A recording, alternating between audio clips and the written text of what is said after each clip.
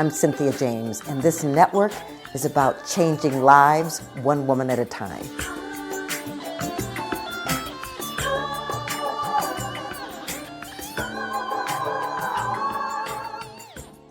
Welcome to Women Awakening. I'm your host, Cynthia James, and I'm honored every week I get to introduce you to another fabulous woman, women who inspire me, women who are change makers, women who have taken control of their lives and are in high service to humanity. So they get to model for us the possibilities of what we can all do if we stand in our greatness. I'm excited to do this once a week for you. We're on Spotify and iHeart, iTunes, Amazon, Spreaker, and we're on video on YouTube. So it's called Women Awakening. Just subscribe. You can also go to cynthiajames.net. That's my website, and you can get on my newsletter or see the gifts and things that I have to offer and what's going on in my world. Well, I'm excited today because I get to introduce you to someone who I don't even know if inspire is the right word. She's awe-inspiring to me. So her name is Anita Sanchez. She's a Ph.D. She's Nahua, which is Aztec and Mexican-American. She's a transformational leadership consultant, a speaker, a coach, an author of the international best-selling book, The Four Sacred Gifts, Indigenous Wisdom for Modern Times. And that's available in paperback, hardcover, ebook, audiobook, and it's from Simon & Schuster. She was named Conscious Company Magazine's 2020 World-Changing Woman and Woman of the Hour. She is my hero, along with Jane Goodell and others by the World Woman Foundation. What's exciting about her is she bridges Indigenous teachings with the latest science to inspire and equip women and men to enjoy meaningful, empowered lives and careers. She's had 4 decades of experience coaching and training executives and their teams in dozens of Fortune 500 companies, government agencies, and non-governmental agencies. She's an established leader in global organization change initiatives. She's also a member with me in the Transformational Leadership Council, with Jack Canfield, Marianne Williamson, John Gray, and extraordinary leaders from all over the world. Anita, thank you so much for being here. You're very welcome. It's the best place to be. Well, I want to just start with how you grew up.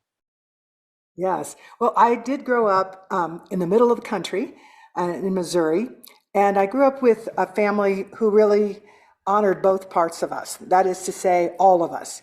So I had an Indigenous grandmother and my mom who would continue to teach us about earth-based wisdom. But then I also have the Mexican American, so there I was getting more, a little bit more mainstream, still community focused, and a lot of Christianity. So it was really bringing all that to. So some ways it was just wonderful. I had elders around me all the time, and that was really great. And there were challenges too. Yeah. So were you in an indigenous community, or were you in a mixed community? I have 121st cousins. So I did not grow up on a reservation, and I was not in a specific community, but given the size of our community when we came together, it was as if you lived in in that kind of setting. So no, in fact, Nahua comes from Mexico, the Nahua people. And my grandmother moved when my grandfather wanted to move here to the States. And I think she was always a little bit heartbroken about leaving home. And she would continue, though, to teach us about the earth and who we really are and what we are, which was always just really fun because what they taught us in school and what we were getting at home was a little bit different. In fact, a lot different. But I think it's part of what the remembering that's happening right now is that question, no matter how established or how many, I say credit cards you have, like you listed a whole lot. I was like, wow, she's describing me. A lot of credit cards I call. And those, you work hard for those things, PhD and other things. However, it still comes back to who are you and what are you? Because both in challenging times, that gets challenged and you need to, gets pushed back on. And even in the best of times, are you going to really allow all that creativity come through? And so I just feel like I got some really good things about both, and it's helped me to be able to share that with women like you do, in terms of how to ignite their own wisdom, how to using indigenous tools and prophecies and methods that tried and true for centuries have been used, that how that might, they're remembering who they are, they can draw on that as well. Well, that's beautiful. And were you you've got a PhD. So were you always interested in education, or was that something your family invited you to step into? Right.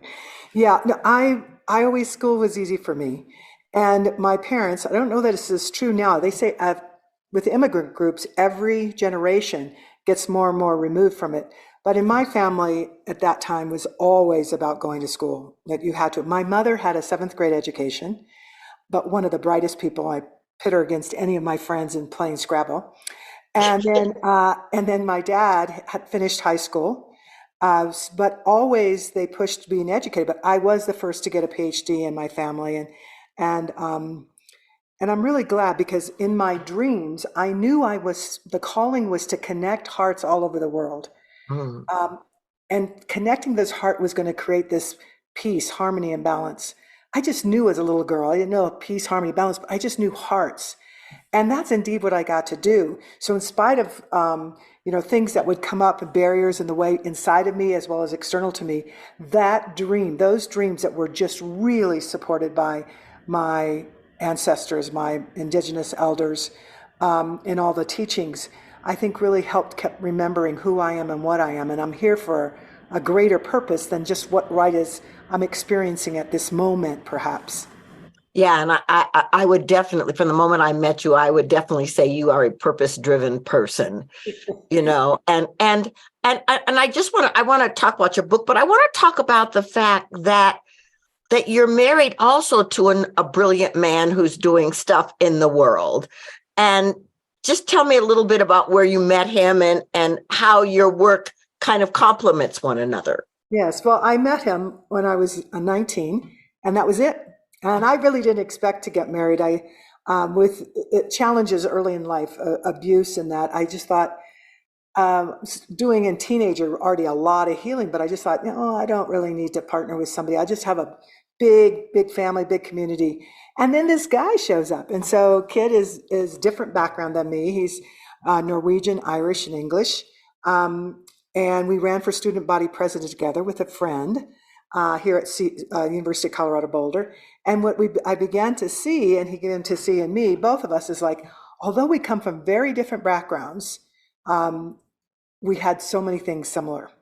And so with our desire to both be change makers, that we knew we both have a calling, and there was some overlap in that. We knew that then we could support each other, not only this physical space, but in our dream and our ultimate vision about why we even came here.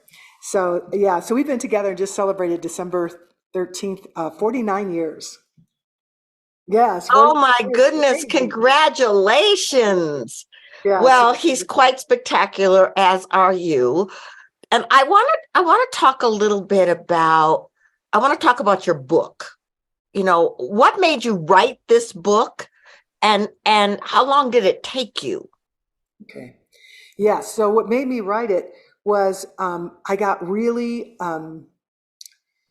well, what happened is my mom got very ill, and she was basically with the last few months of her life. And I noticed she was fine with dying, but there was sadness at different times. I said, "What is it, Mom? What is it?" Because she always believed this wasn't the end. We're energy. We're going to keep going. And she said, "Well, my great grandchildren won't know me, and my great great grandchildren." I said, "Don't worry. You know what? I'm going to write a book. I'm going to write your book." I've never written a book before. So I started writing, typing, and then I'd read to her while she was in bed. And it made her so happy. And so she passed away, and it took a couple of years. I actually grieved a very long time. And then I sat down to write my book. And I gathered a lot of information for her book. It's going to be beautiful. But what kept coming out is my own book.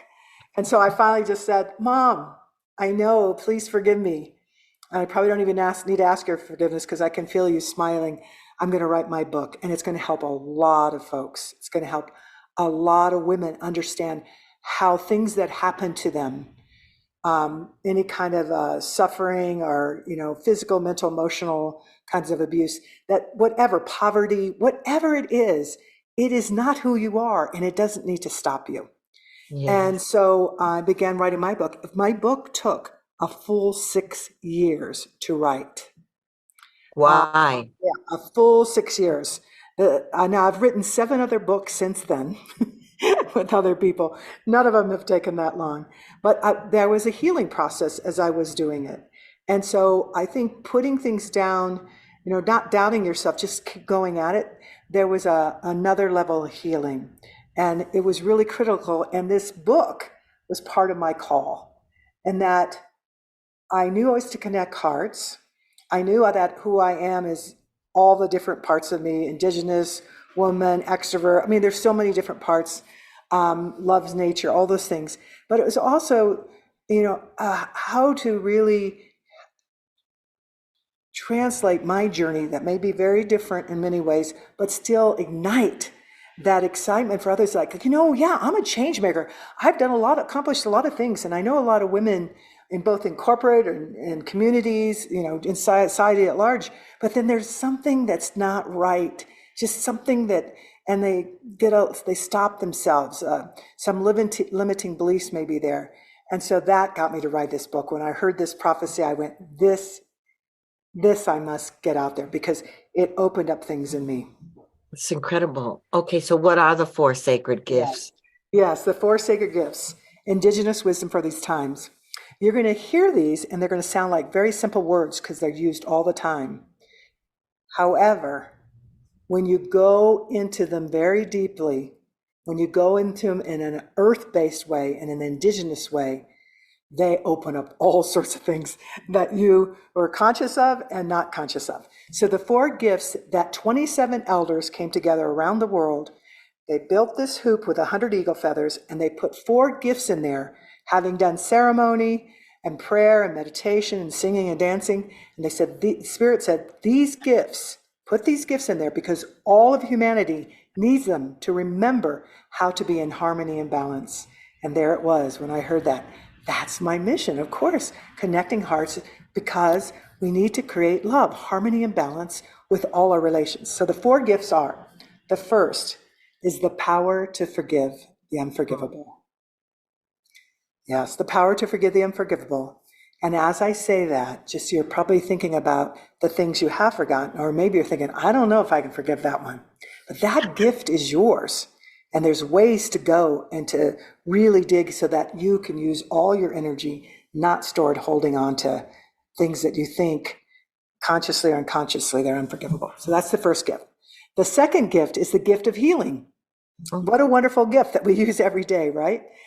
Healing at every level, spiritual, mental, emotional, physical. So as indigenous people, we think of whole human beings, not just as part. We might focus in, but even if you focus in and, I have a broken arm. Well, the broken arm is also connected to a mental, emotional, and spiritual being. So we have to look at all of it. And so healing, and what a great thing to do. I told my boys as they were growing up, I would always say, what another good day to heal. And they go, I don't think most moms say that. But it's a really wonderful gift. The third gift is the gift of unity. It's what you're creating, even in this podcast, and I've seen you in all different other parts of your life. It's unifying community. And some you see a lot, and some you see less, whatever it is. But that unity, but it's not only unity externally, it's the gift of unity internally. Is my head connected to my heart? Is my spirit being fulfilled? Is it being denied? Am I alluding an illusion of separateness within even myself? So there's all sorts of aspects. It's in a very holistic way that these gifts of unity. The last and fourth gift that Spirit gave the elders from around the world to give out to all of humanity is the gift of the power of hope in action. And of course, we know that hope is an energy source. And some things are written about it now that's like, oh, that's just woo-woo, or just make you just sit back and do nothing. That's not the kind of hope that indigenous people, we wouldn't be around with the thousands, hundreds at least, years of genocide that have been attempted, but we're still here. We're still 6% of the world's population, 2% of the USA, and we're in every walk and contributing. And the other piece that we contribute that some have lost is the connection to Earth, that original wisdom, that we are not separate from any of this. All of us are connected. We're both of the earth, all the minerals, the water, we're of stardust. And, and it wasn't that long ago that finally, biologists and physicists and now quantum physicists, I say, well, there's something to this original knowledge. And this original knowledge is one that I feel deeply moved. Sometimes I don't know how I'm going to do the things that I listen to and say, just go do it. But I know that I must, because it's going to open up things in the world that's going to get us closer. My contribution to that harmony and balance that we need in our own lives so that we can create it outside. What I've been saying lately, Cynthia, is that well-being inspires well-doing. And what we're under the illusion is that we can just go out and do all different and get rewarded because you're doing, but you're not caring about the being. And then we get sick, and then we get really depressed, and then we see the suicide rates, and we see people not being able to even disagree on something without becoming enemies. All of these things, we need to focus in on this inner being, this well-being, so that we can do the well-doing. And then when we do that collectively, it's amazing. So really quickly, so people remember these, because you integrate them in your life, and you really can dive deep if you want to hear more. Cynthia can tell you, and she can tell you how to find me. But it is the gift of the power to forgive the unforgivable, the gift of the power of healing, the gift of the power of unity, and fourth, the gift of the power of hope in action. Use these 4 gifts, and spirit, elders from all over the world were told, the promise is you will remember how to be in right relationship, healthy relationship with yourself, with other human beings, and with all our relatives, nature, animals, spirit. Well, that's incredibly beautiful. And ladies, if you didn't write it down, rewind and write it down. So this is so incredibly powerful, Anita, and especially women on the planet right now feel under siege, especially women of color, but women in general, and so to be able to use these 4 gifts to stand in our own power, to bring our own light. I mean, when I was reading your bio, all the places that you go, all the things that you do, all the people that you touch have to be because these 4 gifts are operating through you. I absolutely agree with you. And one of the amazing places I just came back for, I think I mentioned that to you because we had to reschedule, was I was invited just a couple of weeks ago. I presented at Necker Island. And Necker Island, for those of you who don't know, and I didn't when I got the invitation, it's the private island owned by Sir Richard Branson. And it is the island where 20 years ago I dreamt, not going to that island, but being in the space. He built an elders a council house where President Mandela, Bishop Tutu, Kofi Annan, and I could go through the list, 12 elders would sit in circle. And then these other people would sit on the outer circle and listen for hours and days to their wisdom. And I said to my husband at the time, who's still my husband, I said to him, we were talking about it, I said, one day I would love to just go to that space, just be able to experience that energy, because we all know that we can go out into nature, by a tree, our favorite flower, by the water, whatever it is. But I know that energy of those leaders, those chain makers who's had really hard times and came through modeling to us there's ways, there are pathways, and we're really ready to share that. And I actually presented and did ceremony for 2 days in that very site. So nothing would suggest that Mexican American, indigenous young girl from the inner city, all black neighborhood, all of us very poor in Kansas City, um, you know, that one day she would end up doing this, except my mother would say, of course, because you had that dream, because you had that image, because you know who you are, and you just keep going, even when you have doubt. But these four gifts, you hit it on, Cynthia, just right on it.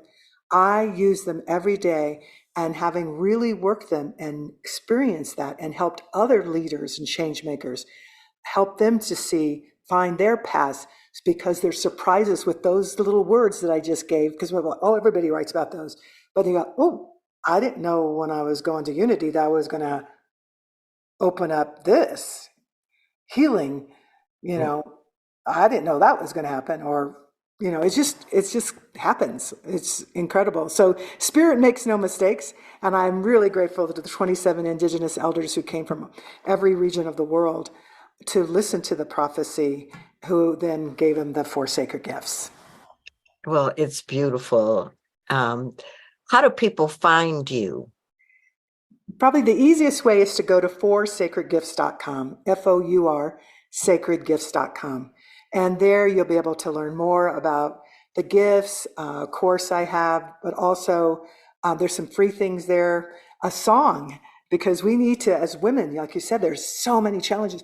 We need to remember to sing our songs, do our dances, you know, be in community, because we need to keep caring for ourselves, loving ourselves. So you can get all of that there, foursacredgifts.com. That's incredible. Well, I ask the same last question of every guest, and this show is called Women Awakening. What do you think is the most important reason for women awakening on the planet in this moment? I think it's essential that we as women do, because I think it's women, even if we've been taught something different from the mainstream, we understand it because, one, we have a womb, and even if we choose not to use that womb to have a child, we also know we came from a womb, and every human being came from a womb. And so we do nothing alone. And when women realize how much support we have, huge support from our ancestors, from nature, from other women, other two-leggeds, we call them, human beings, we can change anything. And we've seen that. We've just seen that recently, where women rising up and saying no more. And we need to continue to do that, because that knowing that we are part of the womb of the earth, that understanding you can have two hearts as one, sometimes three or four hearts as one. This is not something woo-woo. This is something we really understand. And finally, we have science understanding that too, the total interconnectedness of life. And so I believe women, we're the ones, especially even if we're being challenged now, we can feel it inside, or we're doing really great, but we still feel something inside. It's because we know we have an intuitive understanding of it's supposed to be life seeking life. And so let's get on with it. And let's create that for our entire human family and the children, our children's children, and the children of other species. Because it is a beautiful world to belong to be a member of, even with these challenges. Anita, thank you so much. I am so grateful for your wisdom and your heart, and thank you for being here. Thank you. And thanks to all the great work you're doing, and all the women that are listening and being in right relationship, really bringing forth their gifts. Thank you so much. So ladies, I have the same message at the end of every show. This is the moment for you to remember who you are, to tap into your beauty, your wisdom, your grace, and your power, to tap into that vision and those dreams that live within you that want to make a difference for humanity. You are powerful, you are dynamic, you are mighty. There is nothing standing in the way. Open your heart, open your mind, and invite the divine to move through you. Thank you so much for being here, and I will see you next week.